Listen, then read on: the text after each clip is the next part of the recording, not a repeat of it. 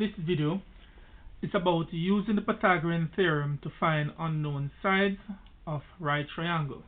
Please note that the Pythagorean theorem only applies to right triangle. Okay? And when you're given your triangle, always label your triangle. Okay? The formula says a square plus b square equals c square. C is the side across from your right angle. So here's your right angle. C is the side across from your right angle. Okay?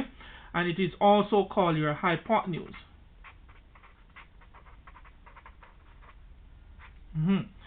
The other two sides, those are your A and B. It doesn't matter which one is A or which is B. So I can call this side your A and this side your B. Okay? But remember that always label your C. Your C is the side across from your right angle. Okay?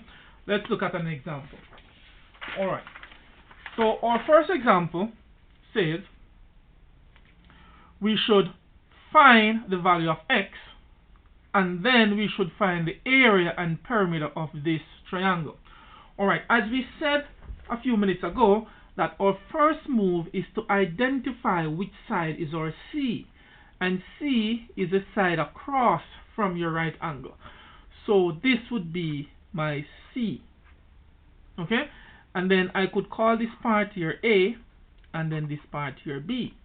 So all I'm going to do now is write my formula. And my formula says a square plus b square equals c square. So where a is, I put the value for a, which is 5. Okay? So that is 5 square, plus where b is, I put the value of b, which is 12. That is 12 square equals c. Where c is, I put the value for c. In this case, it is x. So I call that x square, because it is a square plus b square equals c square. Now 5 square, that is 25, plus 12 square, that is 144, equals x square. Now let's see what is 25 plus 144, that is 169. 169 equals x square. Okay? And then, in order to get x, we got to take the square root. Because remember, to get rid of a square, you take the square root. And to take the square root on this side, to make it equal, you must take the square root on this side as well. Alright? So if I take the square root, I take the square root of 169, and that would be the square root of x squared as well. The square root of 169 is 13. But put on your unit, so that's 13 centimeter equals x. So now we have found our x. Okay? As soon as you find your x, put it on the diagram. Okay? So your x in this case is 13. So I put my 13 here. Now, you need that for the next part of the question. The other part says, find the area. Now remember, the area for a right triangle equals half times the base times the perpendicular height. And perpendicular height is just talking about the height that meets the base at right angle. Okay? So this is the height here, not the slant height, which is the hypotenuse. Right? The vertical height. So in this case, the area equals 1/2 times the base, which is 12 centimeter, times the vertical height or the perpendicular height, which is 5. Okay, and I could put this over 1, put that over 1.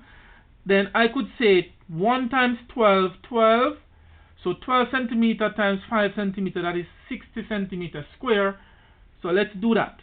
So A equals 60 centimeter square, because 1 times 12 centimeter is 12 centimeter, times 5 centimeter, that is 60 centimeter square, divided by 2. So the area would just be 60 divided by 2, that is 30 centimeter square. And make sure you have your square on it, because remember that area is the amount of squares covered by a unit. Okay, so it must be measured in squares. Alright, The next part asks us to find the perimeter. Alright? Remember that perimeter is the distance along the edge of an object. Alright? And how we find that thing is by adding all the sides that go around the shape. So the perimeter, let's call it P, is equal to all the sides. So this is 5 centimeter plus 12 plus 13. Alright? So P, which is the perimeter, is 5 plus 12, that is 17, plus 13, that is 30. Okay? And it's not square, it's just 30 because you're really adding the units. Okay? Alright. And that is it for that example. Let's look at a second example here. So example 2. Example 2. Same kind of situation. They're asking us to find the value of x.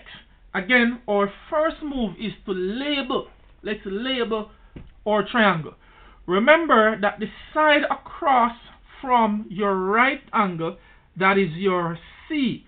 So always draw your arrow to show which side is your C. So this is my C.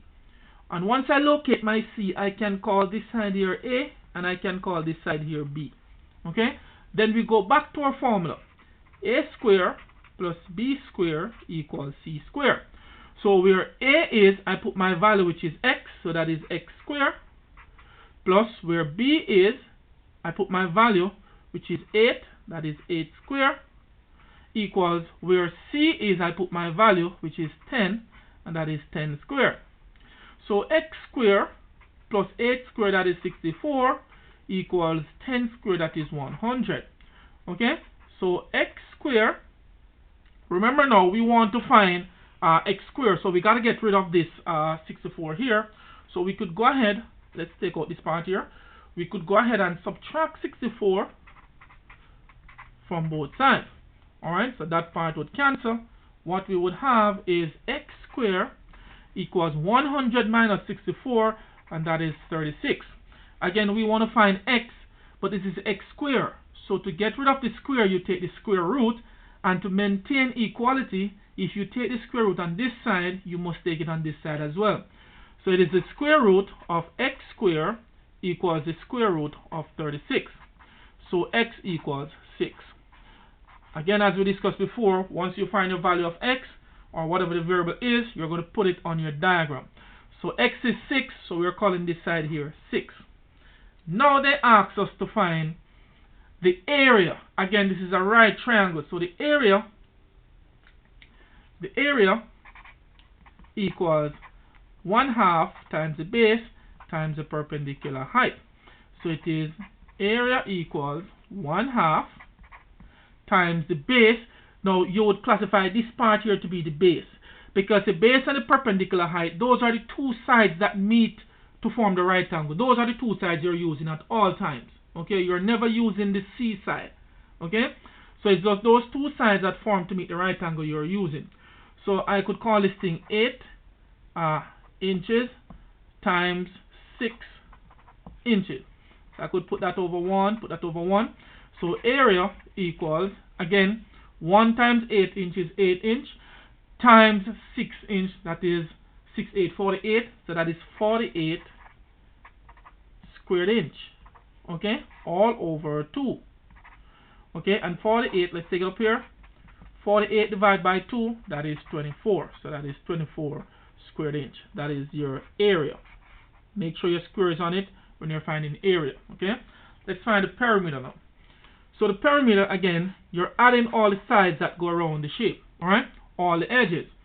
So it is 6 inch plus 10 inches plus 8 inches. Okay, so P equals 6 plus 10, that is 16, plus 8, that is 24. Okay, and there is no square. Remember, when it's perimeter, there is no square. Okay, alright, good. Now let's look at an application question of this thing now. Let's look at an application question for the Pythagorean theorem. It says the foot of a ladder is placed 6 feet from a wall. If the top of the ladder rests 8 feet up on the wall, how long is the ladder? Whenever you are given this application question and it speaks about a ladder leaning against a wall, the ladder is always your hypotenuse, your C. If it talks about a ramp, okay, a ramp to go in a building, the slope of the ramp is always your hypotenuse, your C. So let's sketch a diagram for this. For every word problem, sketch a diagram. So here's our diagram.